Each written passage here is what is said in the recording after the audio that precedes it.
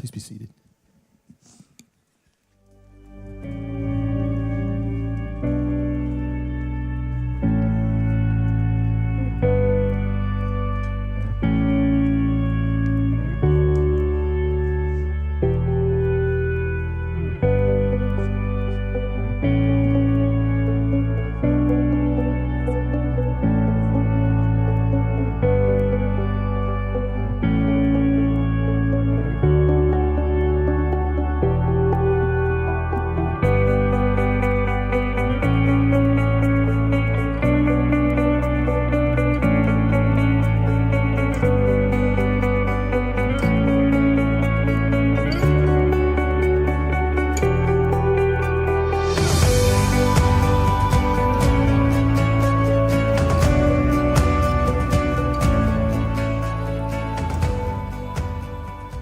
One of my favorite verses from one of my favorite books in the Bible is Ecclesiastes chapter 8, verse 17, in which the teacher advises us, "Do not be over-righteous, neither be over-wise." You didn't think you'd hear that in church today, did you? Why destroy yourself? And do not be over-wicked, and do not be a fool. Why die before your time? It is good to grasp the one and not let go of the other. Whoever fears God will avoid all extremes. And that is certainly what I'm trying to do in this series. Hopefully by now you see that one extreme I have absolutely no interest in promoting is the extreme that mental health can be reduced exclusively to a spiritual issue. Mental health challenges cannot be reduced to a lack of faith or a lack of prayer or a lack of Bible knowledge or unconfessed sin. And nor does being faithful to God mean that God is going to protect us from all mental health challenges or immediately and completely heal us when we cry out for help.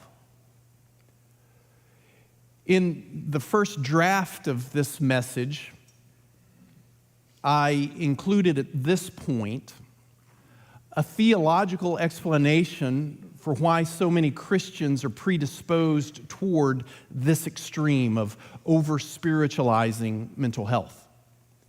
And it included a fairly detailed discourse on the Gnostic heresy and Cartesian dualism, which sees the body and the soul, which for purposes of our discussion include the mind, the body and the soul mind, as radically separate entities. Meaning that whatever happens within the body need not have any impact on the soul or the mind, especially if the soul mind is connected to God and is receiving special power and knowledge from God via the Spirit, and therefore elevating the body and the mind over the lowly and fleshly, imperfect functions of the body. And this perspective is rooted in a misunderstanding, some might even call it a heresy, that God isn't interested in saving our bodies, only our souls. And I must confess to you that the main reason I wanted initially to say all of that in this message was to show you how smart I am. But then when I went back and read what I had written, I realized I'm not smart enough to pretend I understand what I wrote. So don't worry. I'm not going to say any of that in this message. Instead, I will simply say that we are embodied souls. Our souls, our minds, have a body. and our bodies and souls and minds are fearfully and wonderfully connected. And to separate our mental health challenges from the concerns or the challenges of the body is to ignore one of the fundamental hopes of the gospel, which Paul describes in Romans 8:23 as the redemption, not of our souls, not of our minds, but the redemption of our bodies. Resurrection hope, gospel hope, includes the hope of spiritual and physical transformation. There is an undeniable physiological component to our mental health. What happens to and within our bodies has an impact, has an effect on how we see, think, and feel about ourselves, about other people, about experiences and events, about life itself. The body keeps the score. The body sets the tone. The body establishes the mood. Or as those Snicker commercials told us years ago, you're not you when you're hungry. That's biblical. I am not kidding. In 1 Kings 19, there is an insightful interaction between the prophet Elijah and the Lord. Elijah is being pursued by evil Queen Jezebel after he defeats her false prophets in a showdown. And we pick up the story in 1 Kings chapter 19, verse 3. Elijah was afraid and ran for his life. And he came to a broom bush. If you want to know what those look like, read Dr. Seuss.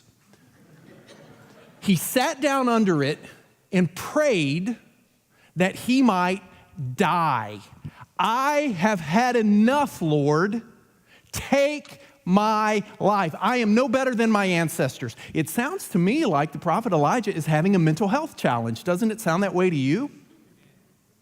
He says, I'm done. I can't do it anymore. I'm burned out. I'm depressed. I'm despairing. I don't know what we would diagnose here in this exchange, but he says, I'm done. I can't do it. Take me. I want this to end.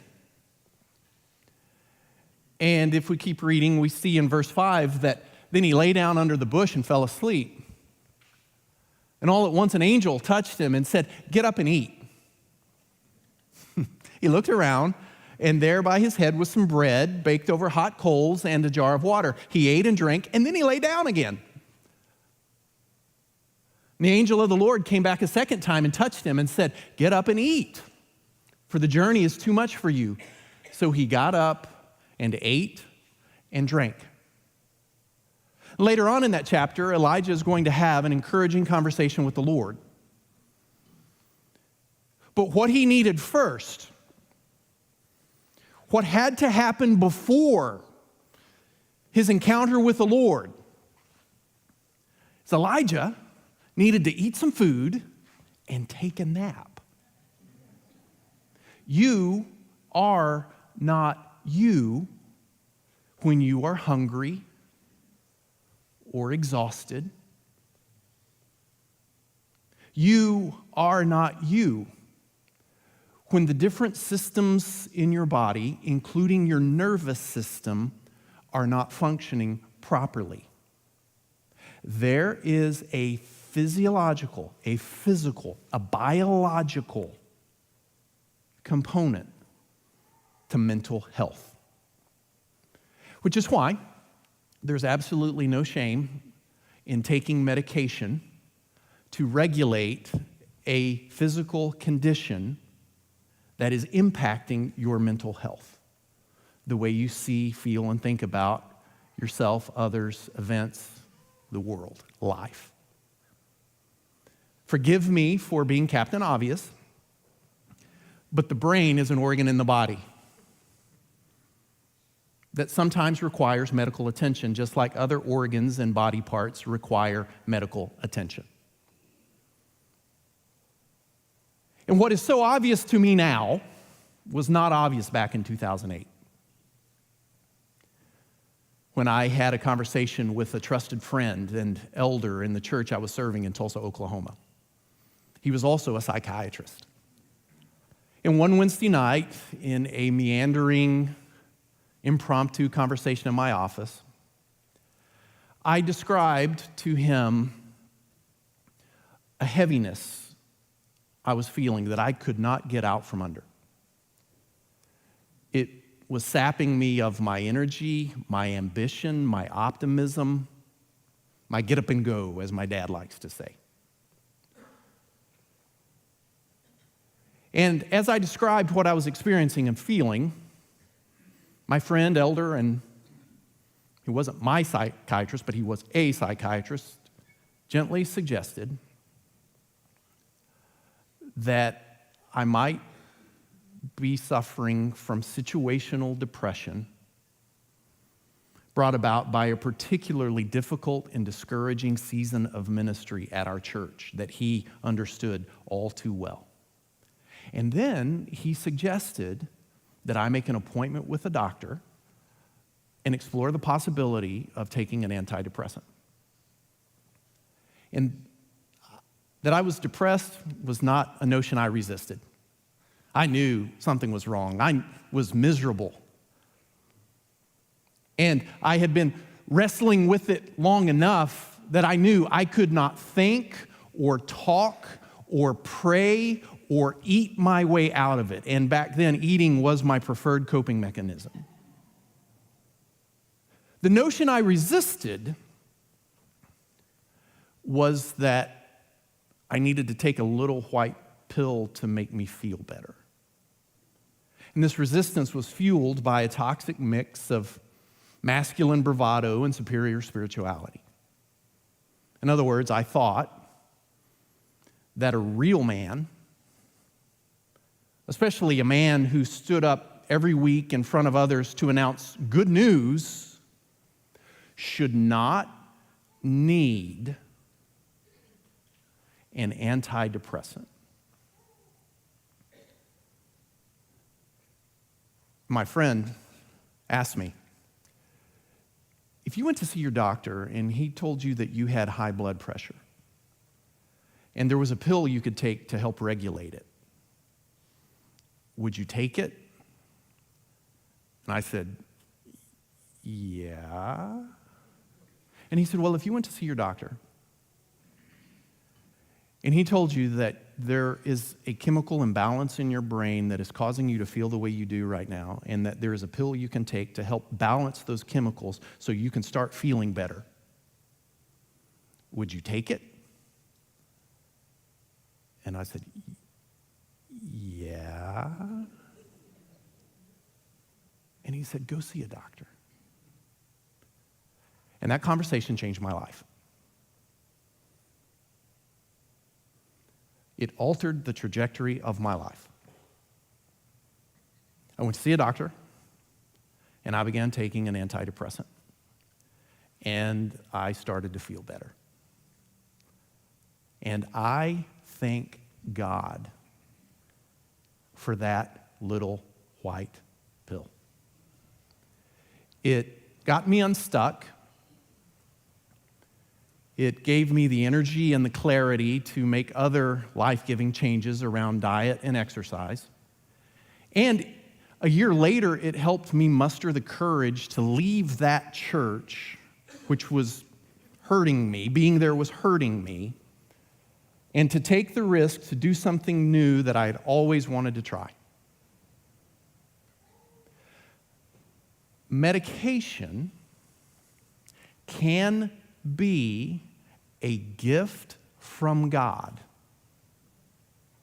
when we experience a mental health challenge. And I use that term broadly. It includes diagnosable mental health illnesses. But notice I said can be. because I am increasingly aware through my conversations and research that not all medication is equally effective for everyone.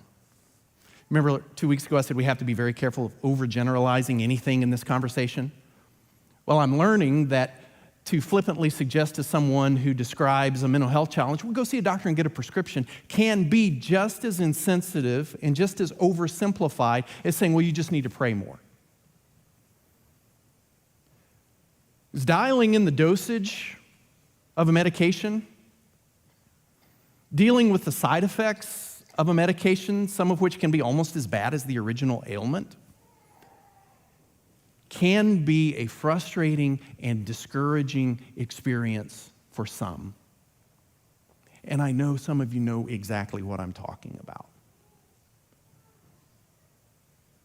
We must not overgeneralize anything. But thankfully, there are some other physical interventions in addition to medication, like diet and exercise, sunshine and sleep,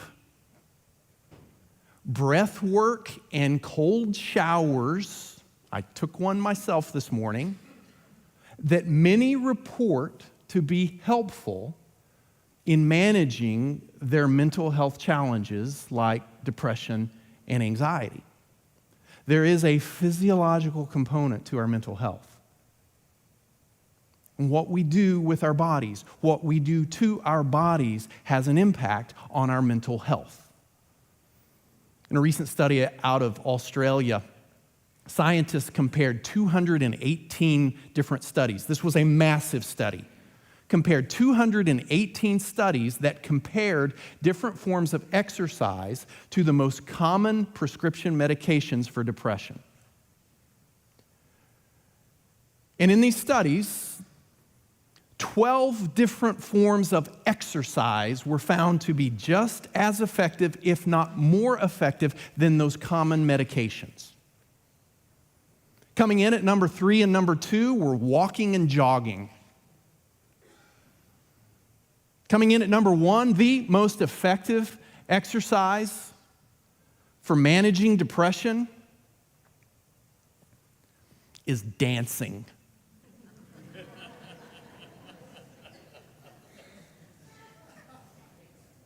Have I become your enemy by speaking the truth?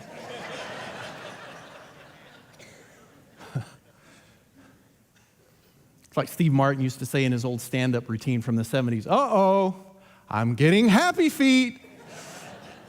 Turns out, all of those sermons about the evils of dancing some of us heard in church growing up were absolutely wrong. Just not for the reasons we supposed when we were in 8th grade. Now, I share those examples with you not to discourage anyone from going to see a doctor or exploring taking medication for a mental health challenge. Absolutely not. I am not a doctor, nor do I play one on TV. I share those examples rather to encourage all of us who may be experiencing a variety of mental health challenges to varying degrees to adopt a more holistic approach to cultivating and maintaining good mental health by paying attention to our bodies, which are a gift from God in which God intends to redeem and transform. Paying attention to our bodies, which includes paying attention to what we put into our bodies, and how vigorously and how often we move our bodies, and how intentionally and often we slow down and rest our bodies. There is a physical component to mental health. That's part 1 of this message. We avoid the first extreme, over-spiritualizing mental health, by accepting and appreciating and acting on the physical component of mental health, part 1. Now comes part 2. We must also be careful not to move over to the other side of the spectrum and embrace the opposite extreme, which is to view all mental health challenges as a physical, biological, or medical issue.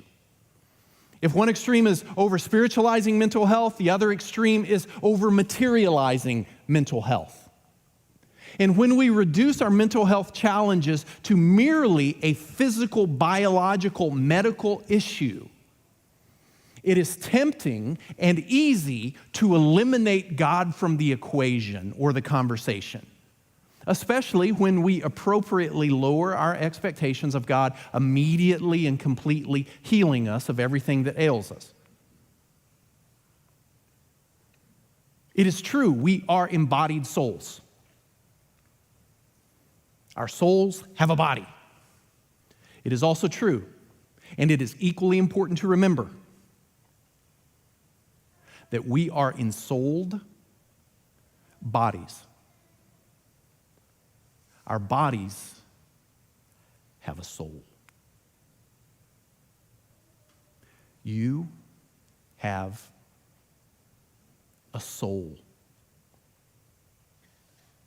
that is more than your body. And just as we must pay attention to our bodies, we must also pay attention to our souls. And we attend our souls by paying attention to God. Numerous studies have found that religious belief, faith in God, church attendance, participating in a community of faith of some kind promotes good mental health. On average, people who are religious and participating in religious activities, believing in God, acting on those beliefs, on average, have better mental health than those who do not. Paying attention to God is good for us. It can, on average, make us feel better. Paying attention to God also opens us up to power and help from God to do difficult things that time and time again we demonstrate we cannot do without God. How many seemingly impossible journeys toward recovery have begun with these words? We admitted we were powerless over alcohol or some other addiction, and that our lives had become unmanageable. And we came to believe that a power greater than ourselves could restore us to sanity. And we made a decision to turn our will and our lives over to the care of God as we understood Him. We pay attention to God because God provides the help we need in our struggles. Paying attention to God also makes us more aware of just how much God is always paying attention to us. After eating some food and taking a nap, the prophet Elijah has an encounter with the Lord. As important as food and rest were to him, it was not enough. As Jesus said in the wilderness while being tempted by the devil, we do not live on bread alone. So if you keep reading in 1 Kings chapter 19, you'll see that Elijah meets up with the Lord. And he presents to the Lord his complaint. And his complaint is, I am all alone in this. That's why I'm ready to give up. No one's left. No one else is faithful to you. No one else is trying to do the right thing. I'm the only one who's not bowing down and worshiping a false god. I'm ready to go. And the first thing the Lord does in response to Elijah's complaint is assure him that he is not alone,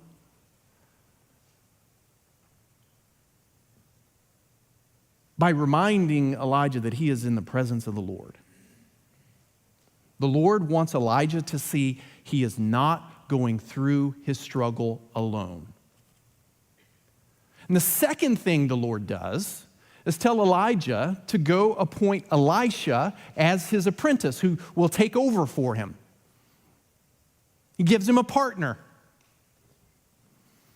The Lord wants Elijah to see he is not going through his struggle alone. And then the third thing the Lord does is reveal that there are still 7,000 others who, like Elijah, have not yet bowed the knee to a false god. The Lord wants to make sure Elijah knows he is not going through his struggle alone. God is with us. And we are sometimes made aware of God's presence when we are alone in prayer and there's a whisper deep in our heart. And sometimes we know God is with us because God sends us to be with others. Family, friends, a doctor, a therapist, a counselor. And sometimes God sends others to be with us. But no matter what, we are not on this journey alone. There is a physiological component to our mental health. There is also a spiritual component to our mental health. And so we pay attention to our bodies and what's going on inside of us. But we also pay attention to God, who is always there walking beside us. Would you stand, please, and read this benediction out loud with me? I didn't intend it when we began this series, but this is the benediction for this series. It tumbled out of me at the end of my first message, and now it seems an appropriate way to end all of these messages. Let's read this out loud together. We are not alone. We have God, Father, Son, and Holy Spirit. We have the Scriptures, a cloud of witnesses giving us hope. We have the church.